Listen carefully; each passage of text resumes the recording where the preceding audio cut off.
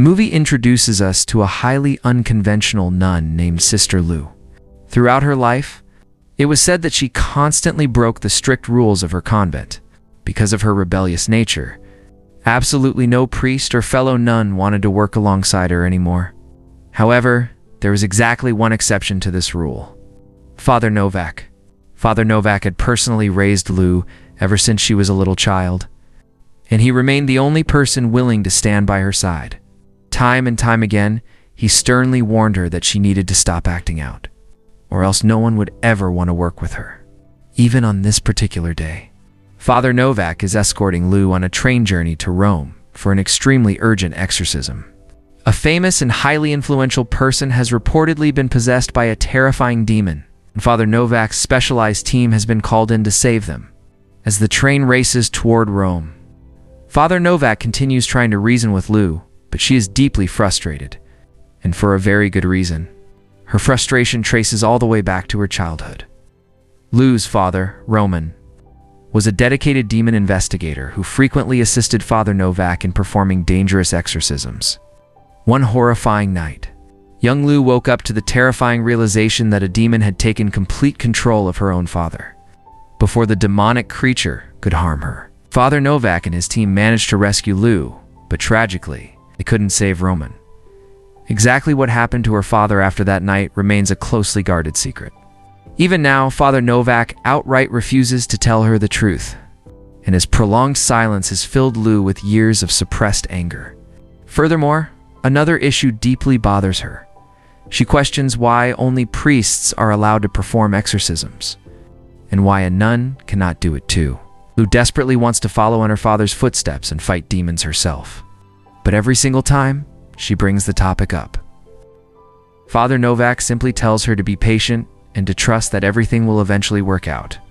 Despite her intense inner turmoil, the train around them is bustling with other passengers. Sitting right beside Lu is a sweet little girl named Sophia, who is traveling with her nanny, Sister Nancy. Seeing Lu's distress, Sophia tries to comfort her, sharing that her dad always told her that even the hardest times come to an end if you stay brave.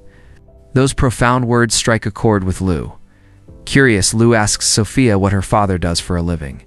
Sophia proudly smiles and replies that he is an engineer, and he is actually the one who designed this very train. Lu naturally assumes the little girl is on her way to reunite with him, and she instantly grows fond of Sophia. They aren't the only interesting passengers on board. There is also a young couple named Vicky and David.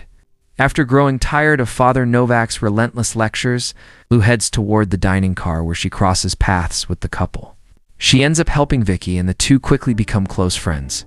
Soon, Lu and Vicky grab a few drinks together, and for a short while, everything seems perfectly normal. Father Novak remains focused on his mission. Sophia happily enjoys the trip. David waits for his girlfriend, and the budding friendship between Lu and Vicky keeps growing. None of them have the slightest idea that before this journey is over, the train will become the stage for a nightmare beyond human imagination. Another passenger on that train is a man named Gabriel. Before boarding, his girlfriend, whom he had only met a few weeks earlier, handed him a mysterious box. She looked deeply into his eyes and instructed him to open it only when he was completely alone on the train. Now that Gabriel is finally by himself, as the train speeds through the darkness, he remembers her words and slowly opens the box. Inside rests a strange, unsettling statue that doesn't look human at all. Gabriel stares at it, completely confused, wondering what kind of bizarre gift this is supposed to be. Just then, little Sophia happens to walk past and immediately recognizes the figure. She tells Gabriel that the statue represents Asmodeus, the terrifying king of demons, according to ancient legends. Asmodeus possessed horrifying power, including the ability to control multiple people at the exact same time. But then Sophia simply laughs it off, brushing it away as probably just an old myth, reasoning that demons aren't actually real. A moment later, Sister Nancy arrives and calls Sophia away. Gabriel is still pondering what Sophia said, when out of nowhere, the incredibly sharp edge of the statue slices his hand.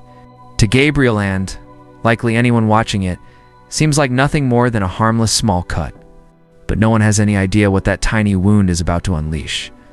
Meanwhile, Completely unaware of the looming threat, Vicky and Lou are chatting nearby.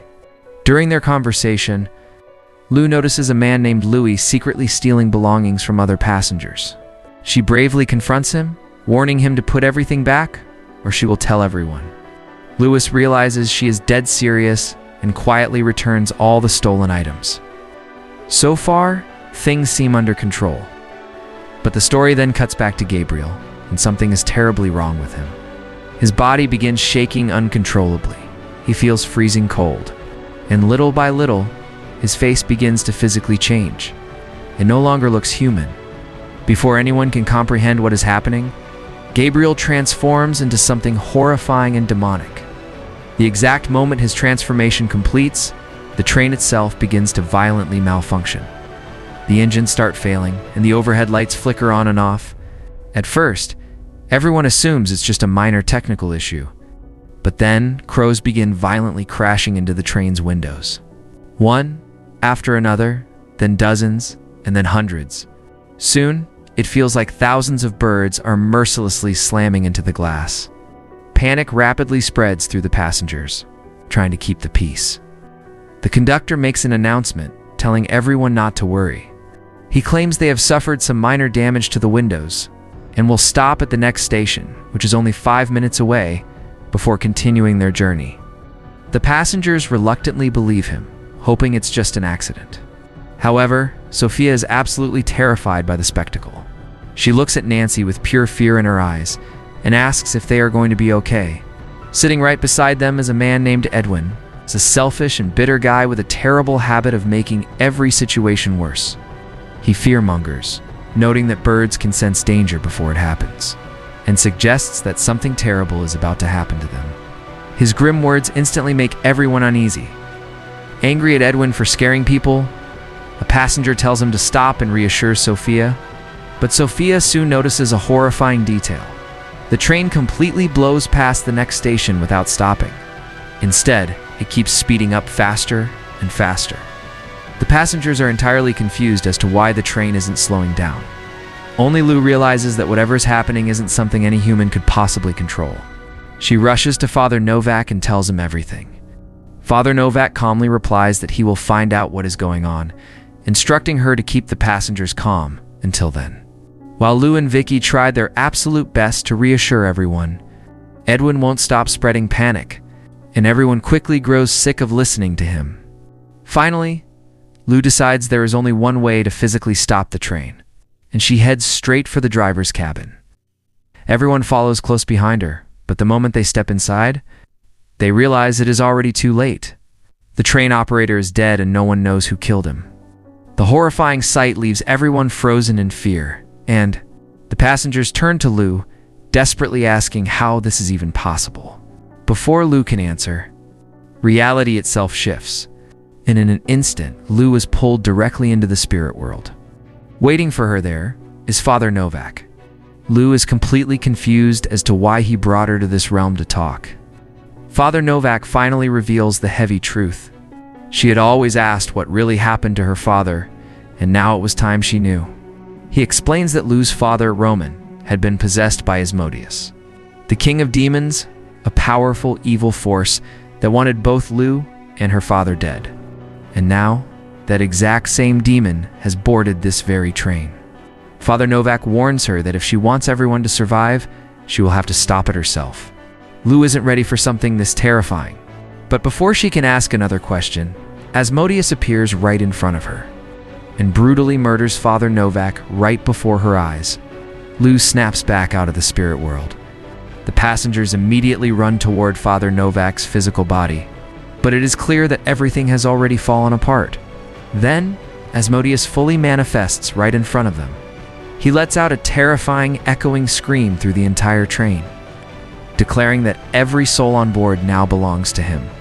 He violently vows to kill them all and turn every single soul into his eternal slave. Hearing this horrifying warning, panic completely consumes the group. Everyone is frozen, unsure of what to do next, leaving Sister Lou as their absolute last hope. Vicky desperately pleads with her to save them, insisting she is the only one who can. Edwin, as always, interrupts, stating he grew up around priests and knows for a fact that nuns do not perform exorcisms. Vicky quickly shuts his negativity down, pointing out that Asmodeus and Lou are in the same place and she is their only hope. One by one, everyone begs Lou for help. And finally, she agrees. She decides to fight, not only to save the passengers, but also to avenge her father and Father Novak. The very first thing Lou does is distribute a special drink to everyone. She had already blessed it with a prayer so that the demon wouldn't be able to take control of their minds. However, Nancy stubbornly refuses to drink it because she simply doesn't believe in any of this supernatural phenomena. There isn't enough time for Lou to argue with her because they are facing another deadly problem, the speeding train. Sophia reminds the group that the train is racing completely out of control, and if it isn't stopped within the next 15 minutes, it will crash and everyone will die. Lou asks Sophia what they should do, since her father designed the train. Sophia brilliantly suggests gathering all the passengers into the last coach, and then detaching that coach from the rest of the train. It's a genius idea, but getting to the last coach while avoiding the demon is the real issue. Lou explains that if they can find the object Asmodeus originally escaped from, they might be able to magically seal him back inside it. Sophia instantly remembers Gabriel and the mysterious statue, and tells Lou everything she knows. Lou immediately forms a multi-step plan. Sophia, Nancy, Vicky, and David will gather every single passenger into the final coach and manually separate it from the train. Lewis is assigned a different, highly dangerous mission. He must locate and steal the statue from Gabriel, because the cursed statue must be destroyed to permanently eliminate the demon. Edwin's job is perhaps the strangest. He must constantly provoke and insult the demon, keeping it distracted while everyone else works. Honestly, getting under someone's skin is the one thing Edwin is actually good at. Lou decides to face the demon alone to stop it and save Gabriel's life, which is heavily on the line. Everyone accepts the plan and splits up. However, it isn't going to be easy. The demon confronts Lou and attempts to manipulate her. It whispers about her father, claiming he refused to bow and suffered the consequences. The demon offers to spare her life if she kneels, but Lou bravely refuses and keeps fighting back. Meanwhile, Sophia and her team successfully move all the passengers into the last train car. Sophia, Vicky, David, and Nancy begin the arduous task of detaching the final carriage. Suddenly, countless glowing fireflies surround them. These are no ordinary fireflies. They are a manifestation of the demon's power.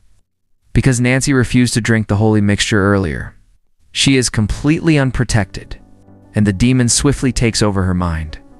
Possessed, Nancy suddenly turns violent and wants to kill everyone around her, trapping the detachment team. Simultaneously, Edwin is flawlessly executing his role, loudly provoking the demon. He shouts that the demon is a fool, declaring they will destroy it and walk out alive. Edwin keeps taunting until Asmodeus finally loses his temper. A chilling message suddenly materializes on the glass. "You will die alone." The demon violently attacks him, but Edwin barely manages to escape with his life. Far away from the primary chaos, Louis finally locates the cursed statue.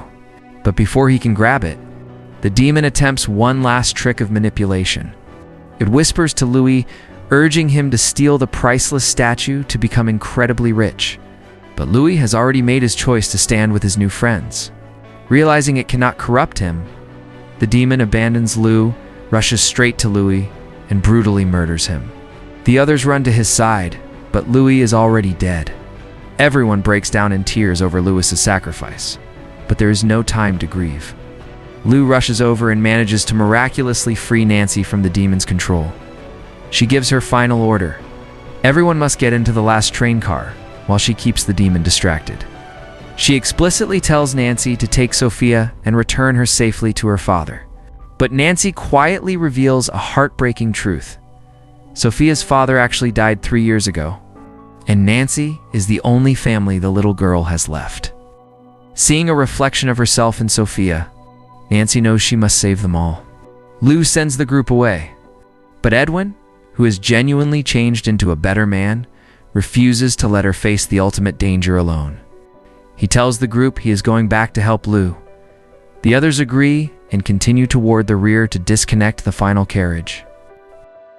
In the first car, Lu comes face to face with the possessed Gabriel. The demon tries one last time to manipulate her, but she refuses, setting the stage for a deadly showdown. Just as the demon prepares to kill Lu, Edwin rushes in and heroically tackles it to the ground. Because Gabriel's human body is rapidly weakening, the demon desperately needs a new host. It abandons Gabriel and violently takes control of Edwin instead. Gabriel survives the ordeal, and Lu orders him to run and warn the others to separate the cars immediately before it's too late. Gabriel escapes while Edwin, valiantly fighting for control of his own possessed mind, begs Lu to leave. He confesses that he has committed terrible sins and that his own son hates him. But he wants to do at least one genuinely good thing before he dies. Despite his heroic efforts, the demon completely overpowers Edwin's shocked body and prepares to strike Lu. At that exact moment, Gabriel reaches the survivors and relays Lu's plan. With no other choice, Vicky forcefully disconnects the train car, allowing the survivors to roll to safety and make it out alive. Now, only Lu and the demon remain trapped together in the isolated speeding carriage. The evil force begins gaining the upper hand, and Lu truly believes she's about to die. Then, something unbelievable occurs. The spirit of Lu's deceased father, Roman, appears before her. He reveals that after battling the demon for years, he had absorbed some of its supernatural powers, and before he died, he passed those exact powers onto her. He explains that this is why the demon wanted them both dead, and urges her to use her superior strength to end it once and for all. Filled with renewed courage from her father's words, Lu fights back with everything she has. She launches a massive final attack and successfully destroys the cursed statue. With the statue shattered, the demon is finally defeated for good. However, the train is still racing out of control at full speed toward a catastrophic crash. Remembering her father's revelation about her hidden powers, Lu activates these mysterious abilities at the very last second and suddenly vanishes from the doomed train entirely. Later, the survivors gather to attend Edwin's funeral. No one can understand how Lu managed to stay alive, but she is there. She comforts Edwin's grieving son, ensuring him that his father was truly an incredible person. But the nightmare isn't entirely over.